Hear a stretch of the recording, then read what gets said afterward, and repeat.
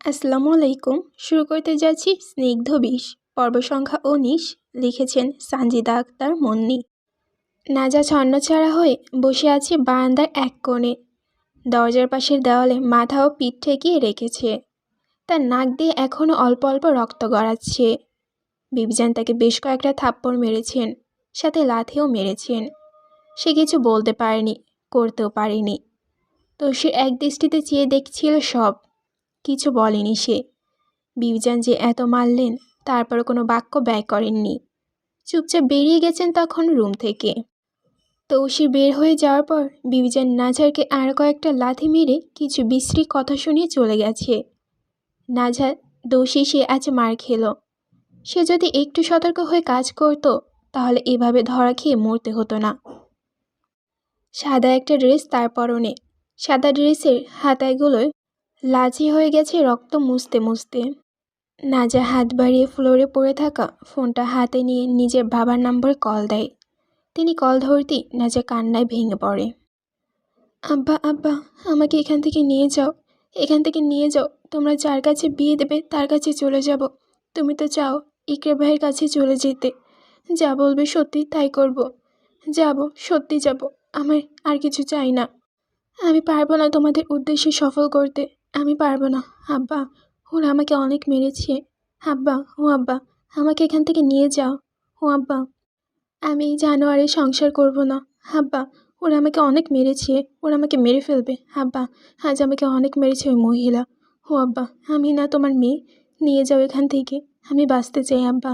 ও আব্বা, একবার আমার কথাটা ভাবো না আব্বা। আব্বা, এতটুকু বলি নাজার শোকের ভারে বুক ফেটে আর্তনাদে উঠে বুক ভাঙা ক্রোধে ভেঙে পড়ল সে। সিদ্দিক সাহেব বুঝতে পারেন তার মেয়ের ধরা খেয়ে মার খেয়েছে আর এভাবে কাঁদছে, কিন্তু উনি তো এসব কান্নার প্রশ্রয় দেবেন না, একদমই না। তাই শান্ত গলায় বললেন, আমি কিছু জানি না আম্মা। তুমি বলেছিলে তুমি যেভাবে পারবে সেভাবে থাকবে। নিজের বাবার মুখ হতে এমন উত্তর শুনে নাজার বুকটা ফেটে যায় কষ্টে।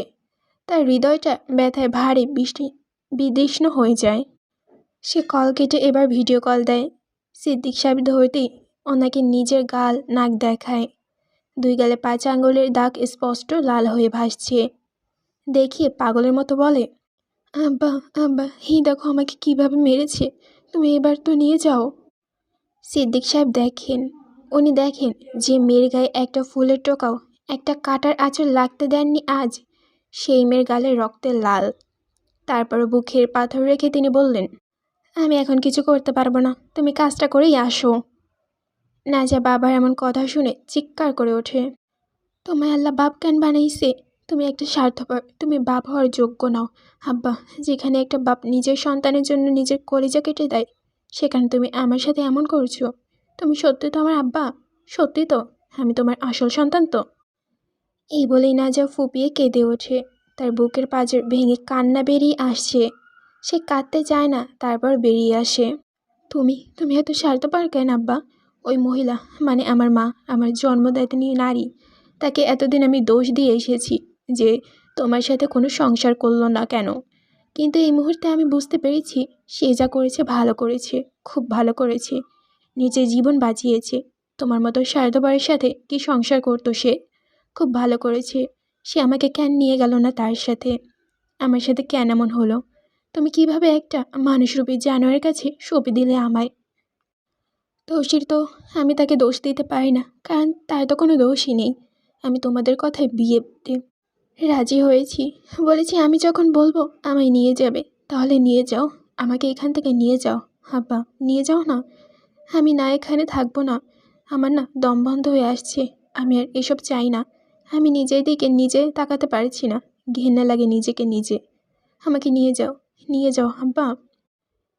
এই বলে নাজা হু হু করে বুক ফাটা আর্তনাদে কেঁদে ওঠে। সিদ্দিক সাহেব ফোন কেটে দেন, আর কিছু বলে না। বাবার এই স্বার্থপরতা দেখে নাজার স্তব্ধ হয়ে ফোনের দিকে তাকিয়ে থাকে। তৌসির নাজার পেছনে দাঁড়িয়ে আছে। বারান্দায় দরজায় দাঁড়িয়ে নিঃশব্দে সব কিছু শুনেছে, দেখেছে। বুকের ভেতরে ঘা ধরে যাচ্ছে নাজাকে এভাবে কাতরাতে দেখে। নাজা ফোনের স্ক্রিনে তাকিয়ে আছে। তখন স্ক্রিনে ভেসে উঠল নাজারের ভাইয়ের কল। নাজা ঢোক গিলে কলটা ধরে। নাজার ভালো মন্দ জিজ্ঞেস করে, নাজাও জিজ্ঞেস করলো, সব কিছু স্বাভাবিক উত্তর দেয়। কথায় কথায় নাজা তাকে বলল, নাজ, একটা কথা বলি, রাগ করবি না তো? বলো। নাজের আমতা আমতা করে বলল, নাজ, মম হসপিটালে, উনি অ্যাক্সিডেন্ট হয়েছে। উনি 2 দিন ধরে আমাকে বলেছে একটিবার ফোনে যেন তোর সাথে কথা বলিয়ে দিই। বল না নাজ, একটিবার কথা।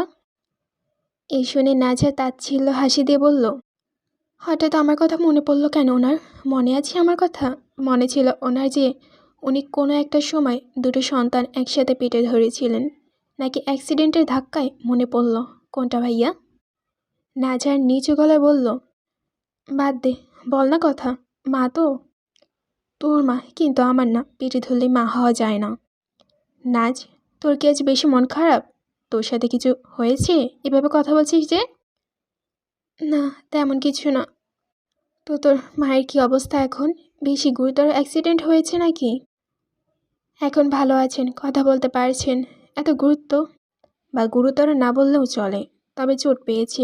গতকাল থেকে বারবার বলছে তোর সাথে 2 মিনিট কথা বলবে। বলবি কথা? আমার সাথে হঠাৎ কেন কথা বলবেন? কি আমি? আমার জন্য এত দরদ উতলাচ্ছে কেন তোর মায়ের? আচ্ছা দে, বলি কথা, কি বলবি শুনি। এটা শুনে নাজহার বিশ্বাস করতে পারে না, সত্যি রাজি হয়ে গেল তো। এতদিন পায়ে পড়েও রাজি করাতে পারেনি। এত কিছু না ভেবে নাজা ফোনটা মায়ের হাতে দেয়। এতক্ষণ সব কথা মাও শুনছিলেন। নওলা কাঁপা কাঁপা হাতে ফোনটা নিয়ে কানে লাগিয়ে ঠোঁট নাড়ে। হ্যালো নাজ। আজ 1 যুগ পর মায়ের কণ্ঠ শুনল নাজহা। নাজহার কথা বলার শক্তি হারিয়ে ফেলেছে ও। গলা দিয়ে কথা বের হয় না, শুধু কান্না বের হতে চায়। নাজা নিজেকে অনেক কষ্টে কান্না দমিয়ে উচ্চারণ করল, হ্যাঁ বলুন, কি বলবেন? নওয়া কাঁপা গলায় জিজ্ঞেস করল, কেমন আছো? শ্বশুরবাড়িতে ভালো আছে তো সবাই? তুমি ভালো আছো তো? নাজা আবারও ঢোক গেল, নিজেকে দমিয়ে উচ্চারণ করল, ভালো থাকবো বলেই তো আমাকে রেখে গিয়েছিলেন, তাহলে কেমন আছি জিজ্ঞেস করছেন কেন? আপনি কেমন আছেন? অবশ্য ভালোই থাকবেন। ভালো থাকার জন্যই তো গিয়েছিলেন। ভাইয়া বলল অ্যাক্সিডেন্ট হয়েছে নাকি? আপনার শরীর ফিট আছে তো? আগের মতো সুন্দর আছেন তো? চুলগুলো কি এখনও আগের মতো লম্বা আছে? মেয়ের বলা আর কড়া প্রশ্নে নওরা ধরা গলায় বলল, হ্যাঁ আছে, আগের মতোই সুন্দর আছে। নাজা তাচ্ছিল্য হাসি দিয়ে বলল, জানেন, আপনার এই সৌন্দর্যের ভাগিদার আমাকে আল্লাহ বানিয়ে দিয়েছেন। মাঝে মাঝে ভেবে কুল পাই না, আপনার মতো স্বার্থপরের মতো দেখতে কেন আমি হলাম। যাই হোক, ওদের টেনে লাভ নেই। আজ আপনার সাথে কথা বলছি একটা কারণে। কী কারণ রে মা? মা বলবেন না, আমি কারো মা নই বা মেয়েও নই। আমাকে মা বলে ডাকার অধিকার একমাত্র আমার বাপ চাচার। নওরা কাপা কাপা গলায় বলল, বলে মুখ দিয়ে বের হয়ে গেছে। নাজা তপ্ত শ্বাস ছেড়ে বলল, আমাকে মাফ করে দিন।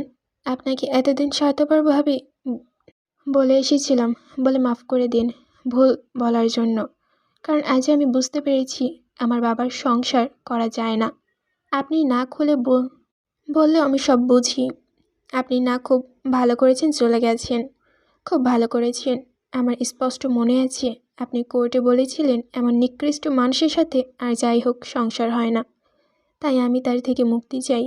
সেদিনের পর থেকে কথার জন্য আমি আপনাকে প্রচণ্ড ঘৃণা করতাম, তবে আজ আমি বুঝতে পারছি সত্যি আমার মানুষের সাথে সংসার হয় না। আপনি আমার বাবার মতো স্বার্থপরকে ছেড়ে উত্তম কাজ করেছেন। নওলা মেয়ের কথা বুঝতে পারেন ওনার মেয়ে একদম ভালো নেই, নিশ্চিত তার সাথে কিছু হয়েছে। তিনি চাল খাটিয়ে প্রশ্ন করেন, আচ্ছা, তোমার যার সাথে বিয়ে হয়েছে সে কী কাজ করে? নাজা হেসে বলল, নিকৃষ্ট সব কাজ করে, ড্রাগ চালান করে, হয়তো নিজেও নেয়, নারীদের দিয়ে ব্যবসা করায়, হয়তো নিজেও সেই নারী দেহের স্বাদ নেয়, মানুষ খুন করে, তাদের অর্গান পাচার করে, লুটপাট সবই সে করে। ভালো না। দেখুন কত ভালো জায়গায় আমার আব্বা, আমার নিজের আব্বা আমায় বিয়ে দিয়েছে। নাওলার মাথায় আকাশ ভেঙে পড়ল। কী শুনছেন তিনি? নাওলা উত্তেজিত হয়ে প্রশ্ন করল, সে কি তোমার মারে, অযত্ন করে? না তো, মারে না তো, অযত্নও করে না, তার কোনো দোষ নেই। আসলে দোষ সব আমার, আমিই দোষী। জানেন, আমাকে এখানে আপনার বাপ আমার বাপ চাচার সংসার করতে পাঠায়নি, পাঠিয়েছে এই লোককে ঠকাতে। যদি না শুনি তাহলে আমাকে ছোট দাদি বলেছে সে আমাকে মেরে ফেলবে। আমার না বাঁচার অনেক ইচ্ছা, অনেক ইচ্ছা, তাই আমি এখানে এসেছি। এখানে এসে দেখি এরাই এখন আমাকে মেরে ফেলবে। আপনার মনে আছে ছোটবেলা থেকে আঘাত পেলে বেশি কাঁদলে আমার নাক দিয়ে ব্লিডিং হতো? নওলা স্তব্ধ হয়ে উত্তর দেয়, হ্যাঁ আছে। জানেন আজও ব্লিডিং হয়েছে প্রচুর, কিন্তু আগের মতো কেউ ঔষধ দেয়নি বা রক্তটাও মুছে দেয়নি। আপনি না জিজ্ঞেস করেছিলেন আমি কেমন আছি? তাহলে শুনুন, আমি আমি না একটু ভালো নেই। আমি না ভালো নেই। জানেন একটা কথা, আমার যার সাথে বিয়ে হয়েছে সে প্রথমে দিকে আমাকে আপন ভাবতো, আমার যত্ন নিত, হয়তো এগুলো অভিনয় করতো। কিন্তু জানেন এখন সে আমাকে দেখতে পারে না, তাই আমি বাড়ি যেতে চাই। কিন্তু আমার আব্বা আমাকে বাড়ি নেবেন না। আমার এখানে কুকুরের মতো পড়ে থাকে, মরতে হবে।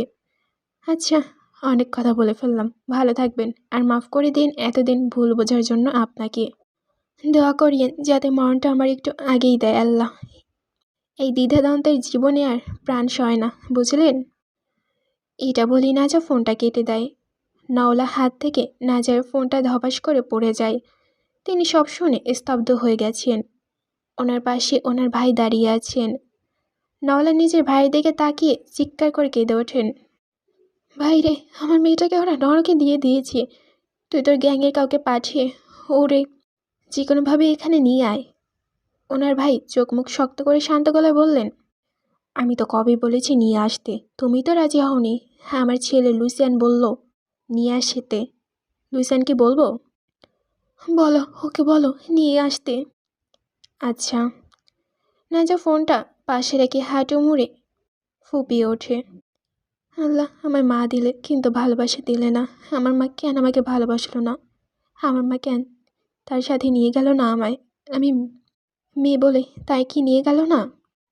তৌসির এতক্ষণ দাঁড়িয়ে সব কিছু স্পষ্ট শুনছিল। কি বলবে এখন সে, আর কি করবে, কিছু বোঝার ক্ষমতা তার নেই। তৌসির তপ্তশ্বাস ছেড়ে নাজার সামনে গিয়ে দাঁড়ায়। নাজার তৌসিরকে দেখে মুখ তুলে তাকায়।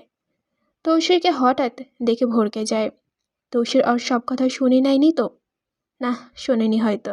কিভাবে শুনবে? নাজা পেছনে কিছুটা সরে যায়। তৌসির নাজের তাকানো দেখে কিছু বলে না, চুপচাপ তার দিকে ঝুঁকে যায় তাকে কোলে নিতে। তৌসির উদ্দেশ্য বুঝতে পারে নাজার, সে যে এখন নাজারকে কোলে নেবে, তারপর নিয়ে মিথ্যা প্রেম দেখাবে। নাজা নিজেই ধীরে ধীরে উঠে যায় দেওয়ালে হাত দিয়ে। অনেকক্ষণ ধরে বসে থাকায় কোমর ধরে গেছে, পা ঝিনঝিন করছে। দাঁত পিষে উঠে দাঁড়ায়। তৌসির নিজেকে গুটিয়ে নিয়ে নাজারকে বলে, আমি কোলে নেই। নাজার তৌসির দিকে তাকায়, তবে কঠোর দৃষ্টি নয়, নীরস চাহনি নিয়ে। মেকি হেসে স্বাভাবিক গলায় বলল, না না, নিতে হবে না, আমি হাঁটছি, পা ধরে গেছে, না হাঁটলে ঠিক হবে না। তৌসির নাজারের এই সহজ উত্তর আশা করেনি। নাজার এই সহজ আচরণ তৌসির হজম হলো না। আচ্ছা, নাজা কি তার উপরে কোনো রাগ করেনি? কোনো প্রকার রাগ ক্ষোভ যে সে ঝাড়ছে না, হয়তো বাবার স্বার্থপরিতার জন্য নিজেকে গুটিয়ে নিয়েছে। তৌসির নাজারের গালের দিকে তাকাতে পারছে না, কষ্ট হচ্ছে, বুকটা মুচড়ে ছিঁড়ে যাচ্ছে। নাজের তুলোর মতো ফর্সা গালগুলো বিবিজানের আঙ্গুলের দাগ বসে গেছে। নাক দিয়ে পড়া রক্ত কপালে, গালে, ঠোঁটের কিনারায় লেগে আছে। ড্রেসের হাতায় সাদা ওড়নায় রক্তের ছোপ ছোপ দাগ স্পষ্ট। তার মানে অনেক রক্ত বেরিয়েছে। তৌসির নিজের উপর রাগ হচ্ছে। সে কেন যে সে রাগ করে বাইরে চলে গেল? কির জন্য গেল সে? বিবিজান ইচ্ছে মতো মেরেছে। কিভাবে তিনি এত নির্দয় হলেন? অবশ্য নাঝার যে কাণ্ড ঘটিয়েছে এতে রাগ হওয়ারই কথা। তৌসির নাঝারের দিকে এগিয়ে গিয়ে তাকে ধরে নিয়ে সামনের দিকে পা বাড়ায়। নাঝার চুপচাপ রোবটের মতো সামনে এগোতে থাকে। তৌসির নাঝারকে নিয়ে বিছানায় বসিয়ে দেয়, তারপর বলে, তুমি বসো, আমি টাওয়াল বিছিয়ে নিয়ে আসছি। নাঝা মাথা নাড়ে। তৌসির তাড়াতাড়ি গিয়ে ওয়াশরুম থেকে ছোট্ট টাওয়াল ভিজিয়ে নিয়ে এসে নাঝারের পাশে বসে। হাত বাড়িয়ে নাঝারের মুখ মুছিয়ে দিতে চায়, কিন্তু নাঝা মুখ তুলে তৌসির দিকে তাকিয়ে আবার মেঘে এসে বলে, আমি মুছে নিচ্ছি।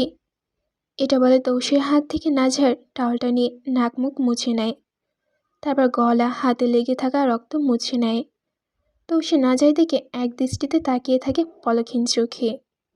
কি হলো হঠাৎ? কেন করছে নাজার এই ব্যবহার? সে কেন রাগ দেখাচ্ছে না? সে কেন এত শান্ত আজ? বেশি কষ্ট দিয়েছে কি ওকে বিবিজান? তৌসির খাটের পাশ থেকে ভ্যাসলিনের কৌটা নিয়ে খুলে আঙ্গুলের ডগায় নিতে চায়, তবে তার আগে নাজার তার আঙ্গুল দিয়ে নিয়ে বলে, আমার হাত দিয়ে লাগাই। এই বলে মুখে ভ্যাসলিন লাগিয়ে নেয়। তৌসির এমন আচরণে আর চুপ থাকে না। এবার সে নাজার হাত দুটো নিজের হাতের মুঠে নিয়ে বলে, আমায় মাফ করে দাও, আমি সত্যি জানতাম না তোমার এই অবস্থা করে দিবে বিবিজান। তৌসির এ কথায় নাজার মুচকি এসে বলল, আর জানলে কি করতেন? তৌসি নাজারের চোখের দিকে তাকিয়ে বলল, জানলে কখনই রুম থেকে বের হতাম না। মিথ্যা বলছেন কেন? আমাকে মার খাওয়াতেই তো নিজের বিবিজানকে নিয়ে ঘরে এসেছিলেন। আর মাফ আমার চাওয়ার কথা, আপনার তো না। আমি দোষ করেছি, আপনি না। আপনি কেন মাফ চাইছেন? এটা বলে নাজার মুচকি এসে নিজের হাত তৌসির কাছ থেকে সরিয়ে নেয়। তৌসি নাজার এই কথা স্পষ্ট বুঝতে পারে নাজার মনে করেছে তৌসির ইচ্ছে করে তাকে মার খাইয়েছে। নাজার চুপচাপ উঠে যায় বিছানা থেকে আর বলে, অতীত হয়ে গেছে, এগুলো এখন ভুলে যান। কথা বাড়লে কথা বাড়বে, বাদ দিন। নাজা উঠে চলে যেতে নেয়। তৌসি দ্রুত উঠে দাঁড়ায়। না, ভুল ভাঙাতে হবে। এই মেয়ে তাকে সাংঘাতিক ভুল বুঝেছে। তৌসি ঝাপটে নাজারের পেছন থেকে জড়িয়ে ধরে আর বলে, না না, তুমি যা ভাবছো তা নয়, ভুল বুঝছো আমায়। আমি এসব কিছু করতে চাইনি। কৈতরি গো, হো কৈতরি, বিশ্বাস করো আমি কল্পনাও তো ভাবি নাই। মাফ কইরা দাও, তোমার পায়ে পড়ি, মাফ কইরা দাও। তৌসির এই আকুতি নাজারের কাছে নিতান্তই অভিনয় মনে হয়। তৌসির নাজারকে নিজ দিকে ঘুরে নাজারের দুই গালে হাত দিয়ে তার প্রাপ্ত গালে অজস্র চুমু খেতে থাকে আর বলে, এই গালের আঘাতগুলো তো শুধু তোমার গালে, কিন্তু ক্ষতগুলো তো আমার অন্তরের। মাফ করে দাও এই নিকৃষ্ট আমায়, একটু দয়া করে মাফ করে দাও না। নাজা মুচকি এসে বলে, বাদ দিন না, যা হয়েছে তো হয়েছে, দোষটা আমারই। তৌসির এই শুনে নাজারকে বুকে জড়িয়ে ধরে, আষ্টে পিষ্টে জড়িয়ে ধরে বলে, না, দোষ তোমার নয়, সব দোষ আমার। প্রিয় তোমাদের আবার দোষ হয় নাকি? নাজার দুই হাত মুষ্টিবদ্ধ করে তাতে দাঁত চেপে বলে, তৌসির আমাকে ছাড়ুন, আমার শরীর জ্বলছে। তৌসির এটা শুনে তাড়াতাড়ি নাজারকে ছেড়ে দিয়ে ওর দুবাহুতে হাত রেখে হন্তদন্ত হয়ে জিজ্ঞেস করে, তোমার শরীরেও আঘাত করেছে? নাজার তৌসির থেকে নিজেকে ছাড়ানোর চেষ্টা করে। জ্বলতেছে শরীরে অপমান, ছোঁয়ার জ্বলাতে। দয়া করে একটু কৃপণ করুন, আপনার থেকে দূরে থাকুন। আপনার এই ছোঁয়া আমি চাই না, আমার থেকে প্লিজ দূরে থাকুন। তৌসির নাজারের কথা শুনে কিছুটা স্বস্তি পায়। যাক, অবশেষে সে একটু স্বাভাবিক হচ্ছে। তৌসির নাজারের হাত টেনে ধরে তাকে আবার বুকে টেনে নিতে নিতে বলে, মাফ করে দাও না, ভুল হয়ে গেছে, ভুল তো হয়, আমি আর এমন পাপ করব না, মাফ করে দাও। এটা বলে শক্ত করে তৌসির নাজারকে জড়িয়ে ধরে।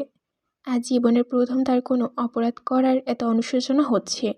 নাজার চিৎকার করে ওঠে, তৌসির, আপনাকে আমার মস্তিষ্ক চাইলেও অন্তর থেকে কখনোই মাফ করব না।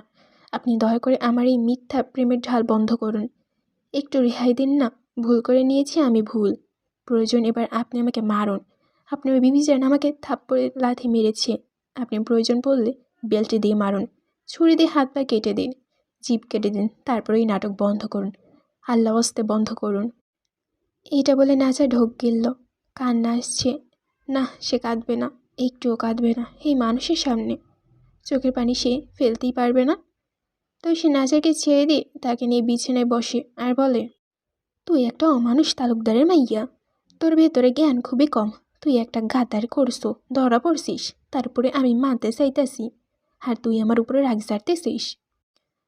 এই বলে নাজার হাত ধরতে চায় তৌসির। নাজা নিজের হাত সরিয়ে নিয়ে বলে, আমি কি বলেছি আমাকে মানতে? না তো, বলিনি তো। হ্যাঁ, আমি গাদ্দার, আমি খারাপ বিশ্বাসঘাতক। আমি না, সাথে বড় স্বার্থপরও। আমার সাথে কেন এমন নাটক করেছেন শুনি?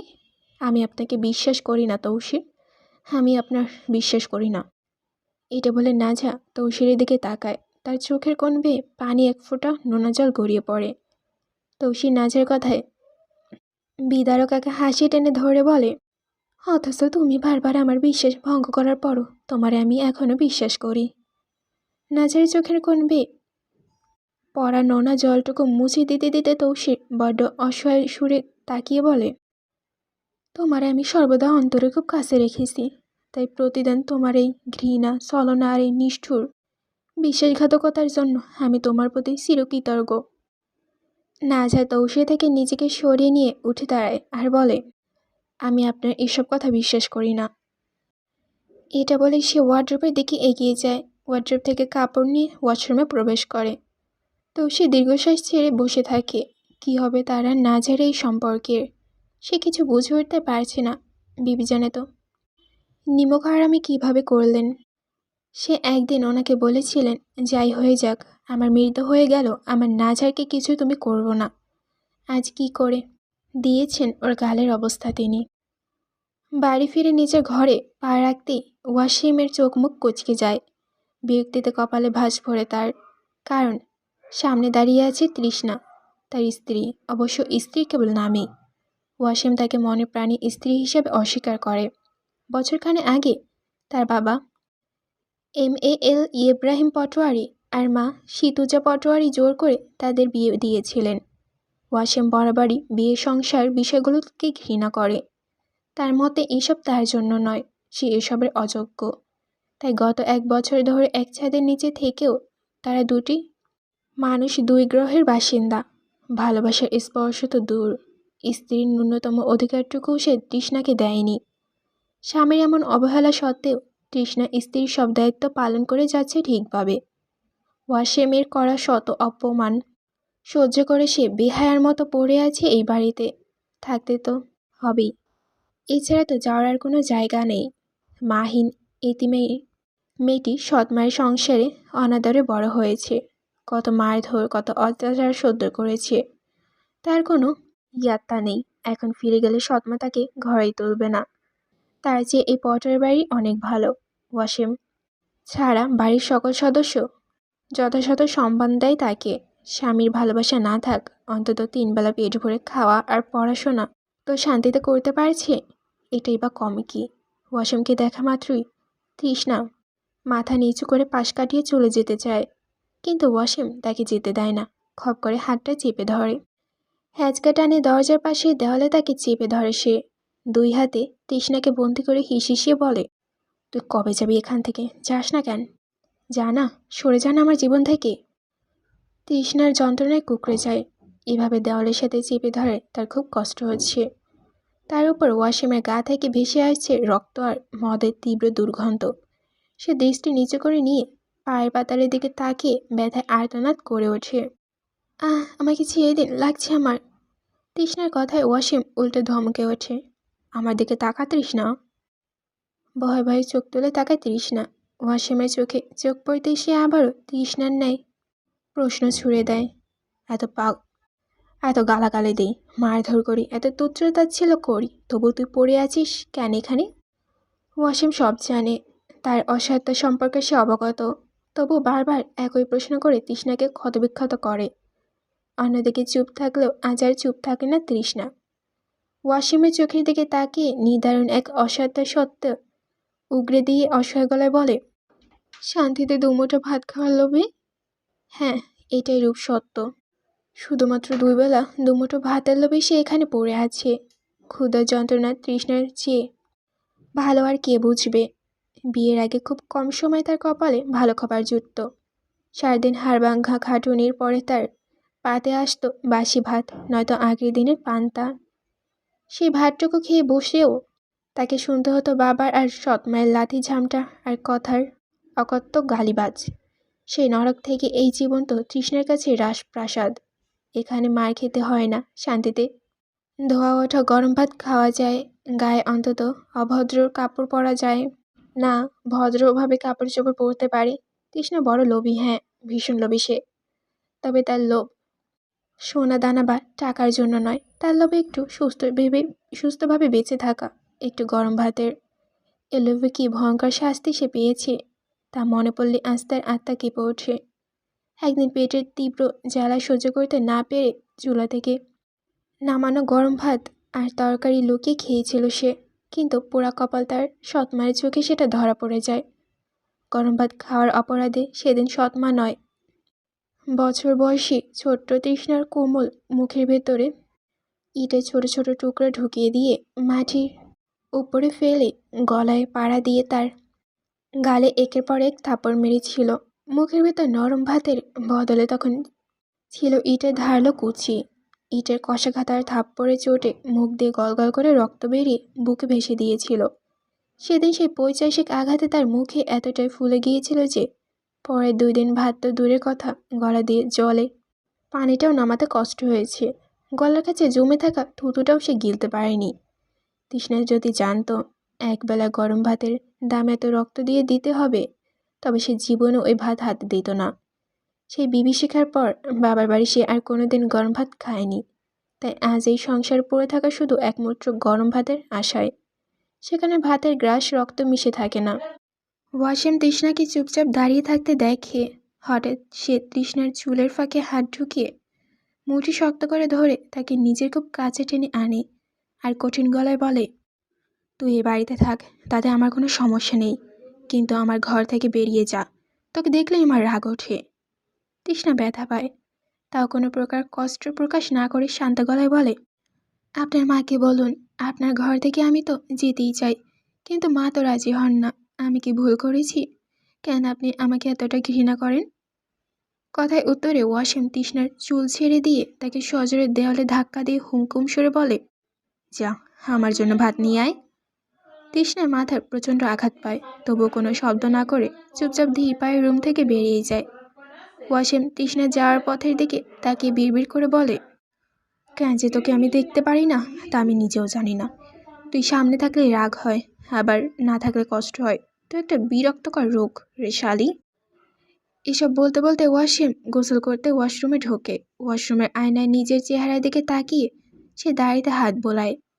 নিজের প্রতিবিম্বের সাথে কথা বলতে বলতে সে ভাবে, ওয়াসিম, তোর ভাই তো তোর জেরক্স কপি, সে তো আসবে। ওকে একটু কনফিউজডে ফেলবি না? দাড়িটা কি ছেটে ফেলবি নাকি? না, কাটবো না, এখন না, আগে আসুক তারপর দেখা যাবে। তৃষ্ণা রান্নাঘরে গিয়ে ওয়াসিমের জন্য খাবার প্লেট বাড়তে থাকে। শীতুজা বেগম তৃষ্ণার দিকে তাকিয়ে বুঝতে পারে সে তার গুণধর ছেলে মেয়েটির ওপর অত্যাচার করেছে। তিনি সব বুঝেও কিছু বলেন না, শুধু তৃষ্ণার মাথায় আলতো করে হাত বলে দিয়ে দীর্ঘশ্বাস ফেলে বেরিয়ে যান। তৃষ্ণা খাবার নিয়ে রুমে আসে এবং প্লেটটি বিছানার উপর রাখে। ঠিক তখন ওয়াসিম গালি তার কানে আসে, এই তৃষ্ণা, কুত্তার বাচ্চা, কই তুই? এতক্ষণ ধরে ডাকতাছি, জবাব দিস না কেন? আমার লুঙ্গি আর আন্ডারওয়্যার দিয়ে যা। তৃষ্ণা দীর্ঘশ্বাস ফেলে আলনা থেকে কাপড় গামছা ওয়াশরুমের দিকে বাড়িয়ে দেয়। এই নিন। ওয়াসিম দরজা সামান্য খুলে মাথা বের করে এবং তৃষ্ণার হাত থেকে কাপড় নিতে নিতে ধমক দেয়, কোথায় গিয়ে মরেছিলে? এতক্ষণ ধরে ডাকছি, জবাব নেই কেন? কথাটা বলেই ওয়াসিম ভেজা গামছায় মাথা ঝুঁকুনি দেয়। তার দাড়ি আর চুল থেকে লেগে থাকা পানি ছিটকে এসে পড়ে তৃষ্ণার মুখে। তৃষ্ণা কিছুটা পিছিয়ে গিয়ে আমতা আমতা করে বলে, আমি খাবার আনতে গিয়েছিলাম। ওয়াসিম আর কোনো কথা না বাড়িয়ে ঠাস করে দরজাটা লাগিয়ে দেয়। কিছুক্ষণ পর গামছা দিয়ে চুল মুছতে মুছতে সে বেরিয়ে আসে। এসে দেখে তৃষ্ণা সোফার সামনে টি টেবিলে খাবার সাজিয়ে তার জন্য অপেক্ষা করেছে। ওয়াসিমকে আসতে দেখি সে সরে যাওয়ার জন্য পা বাড়ায়। ওয়াসিম সোফায় বসতে বসতে কড়া গলায় বলে, রুমের বাইরে এক পাও ফেলবি না, ফেললে পাক কেটে ফেলবো। তৃষ্ণা ভয়ে ভয়ে বলে, আপনার ভেজা কাপড়গুলো ধুয়ে দিতাম। ওয়াসিম ধমক দিয়ে তাকে থামিয়ে দেয়, আমি খাচ্ছি, তুই গামছা দিয়ে আমার চুলদারিগুলো মুছে দে, আমি বেরিয়ে যাব, তারপর যা ইচ্ছা করিস।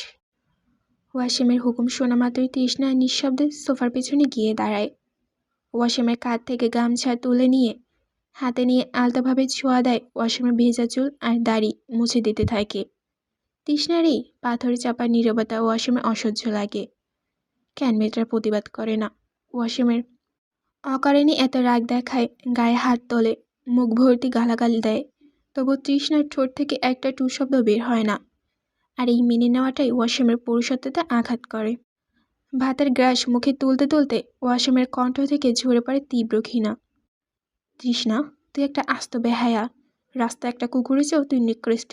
মানুষের চামড়া আছে তা এত মোটা হয়, কিন্তু কি করে তোর চামড়াটা এত মোটা? এত নির্লজ্জ কেন তুই?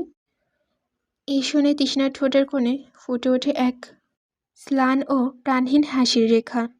তৃষ্ণা নিরসভাবে বলে, আমি এমনই, ঠিক ওই রাস্তার কুকুরের মতনই। কথাটা তৃষ্ণা খুব গাছড়াভাবে বললেও ওয়াসিমে জানে না তার এই নিক্ষিপ্ত বিষাক্ত তীরগুলো তৃষ্ণার হৃদয়টাকে কিভাবে ঝাঁঝালো করে দিচ্ছে সে অদৃশ্য রক্তক্ষরণে দেখার চোখে ওয়াসিমের নেই। চুল মোছা শেষ হলে ওয়াসিমের আদেশ করে, চুলটা টেনে দে। আর শোন, তুই আসলে কুকুরও না, কারণ কুকুরের কয়েকবার তাড়িয়ে দিলে সে আর ফিরে আসে না। আত্মসম্মান থাকে তার, কিন্তু তোকে তাড়াতে তাড়াতে আমি ক্লান্ত, তুই তবুও যাস না। ওয়াসিমের চুলে আঙুল চালাতে চালাতে তৃষ্ণা খুব ধীর গলায় বলল, যাওয়ার কোনো জায়গা নেই বলেই তো পড়ে আছি আপনার কাছে। আমি কবে যাব সেই চিন্তা না করে বরং একটু কষ্ট করে আমায় সহ্য করুন, বা আমার মৃত্যু কামনা করুন। দোয়া করুন যে খুব তাড়াতাড়ি মরে গিয়ে আপনাকে এই বোঝা থেকে মুক্তি দিতে পারি। তৃষ্ণার মুখে মৃত্যুর কথা শুনে ওয়াসিমের জীবাণু থেমে যায়। সে ঘাড় ঘুরে একবার তাকায় তৃষ্ণার চোখের দিকে। সেখানে শুধু শূন্যতা দেখতে পায় সে। পরক্ষণে নিজেকে সামলে আবার ভাত মুখে দিয়ে বলে, তুই মরলে তোর জানাজায় গিয়ে দাঁড়াতে হবে। তোর মতো একটা বেহায়ের জানাজায় পড়ার রুচি আমার নেই। তৃষ্ণা এবার একটা দীর্ঘশ্বাস ফেলে।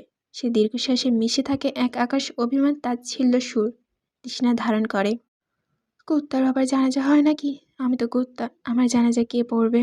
তবে দেখে নেবেন একদিন ঠিক আমি হারিয়ে যাব আপনার মুখে এক চিলতে বিজয়ের হাসি ফুটিয়ে দিয়ে। সেদিন আর এই বেহায়া লোভী মেয়েটাকে দেখতে হবে না, আপনার রাগ বুঝতে হবে না। সেদিন হবে আপনার জীবনে পরম শান্তি আর স্বস্তির দিন। তৃষ্ণার কথায় ওয়াসিম কেমন যেন স্তব্ধ হয়ে যায়। ভাবতে থাকে এই কথাগুলো। ভাতের নলা আর গলা দিয়ে নামতে চায় না, তাও সে জোর করে মুখে হাসি এনে প্রশ্ন করে, সেদিনটা কবে আসবে? তৃষ্ণা সামনে থেকে তাকিয়ে আনমনে বলে, হয়তো শীঘ্রই, ঠিক বলতে পারছি না।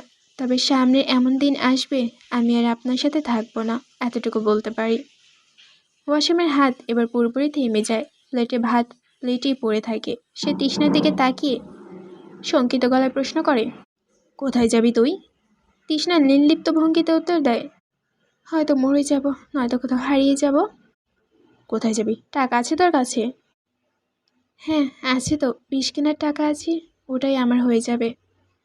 ওয়াসিমের বুকের ভেতরটা ধক করে ওঠে। ওয়াসিম বলে, আমি যদি তোকে যেতে না দেই? তৃষ্ণা স্লান হেসে বলল, যেদিন আমার ধৈর্যের বাঁধ ভেঙে যাবে সেদিন উপরওয়ালার পক্ষেও হয়তো ডাক পড়বে। সেদিন পৃথিবীর কেউ আটকাতে পারবে না। আমি চলে যাব, সাথে আপনার সব বিরক্তির কারণে চিরতরে মিটিয়ে যাব।